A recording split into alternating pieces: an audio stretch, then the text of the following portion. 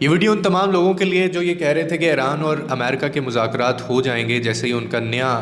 Supreme leader آئے گا۔ تو میں آپ کو ایک بات بتا دوں، ایران کے جو نئے عبوری سپریم لیڈر ہیں ان کے ساتھ ڈونلڈ ٹرمپ کی باقاعدہ بات چیت ہوئی ہے اور انہوں نے کیا جواب دیا ہے اب آپ یہ ذرا سن لیں۔ ایران کے نئے عبوری سپریم لیڈر جو ہیں انہوں نے کہا ہے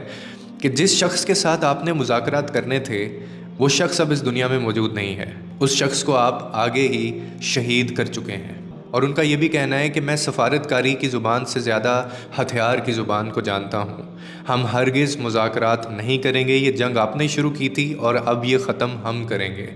کیونکہ مذاکرات کا جو وقت ہے وہ ختم ہو چکا ہے اور امریکہ نے جان بوجھ کر ہماری وہ جو ریڈ لائن تھی اس کو کراس کیا۔ یہ وہ حد تھی جس کا نقصان اور اس کی جو تلافی ہے وہ کبھی پوری نہیں ہو سکتی۔ اس جنگ کا آغاز کر کے آپ نے اپنی سزائے موت کے اوپر ہی دستخط خود کر دیے ہیں۔ موت کب اور کیسی آئے گی یہ تو اللہ جانتا ہے، وہ نہیں جانتے، مگر اختیار ہمارے ہاتھ میں ہے۔ اور اب جس جوہری ہتھیار کے اوپر آپ غرور کر رہے تھے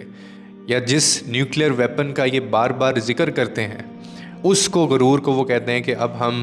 مٹی میں ملائیں گے اور ہم یہ اندھا ثابت کر کے دکھائیں گے، کیونکہ انہیں ہماری حقیقی طاقت کا اندازہ نہیں ہے اور نہ ہی اس بات کا کہ ہم کیا کچھ استعمال کر سکتے ہیں اور کیا کچھ استعمال کرنے کے لیے ہم لوگ اب تیار ہیں۔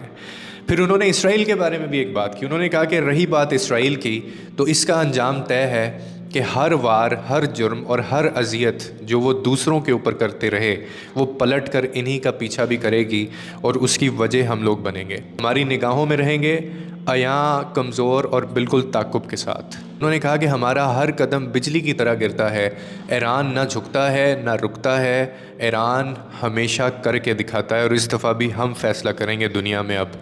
کہ یہ جنگ کا رخ کس طرف جائے گا۔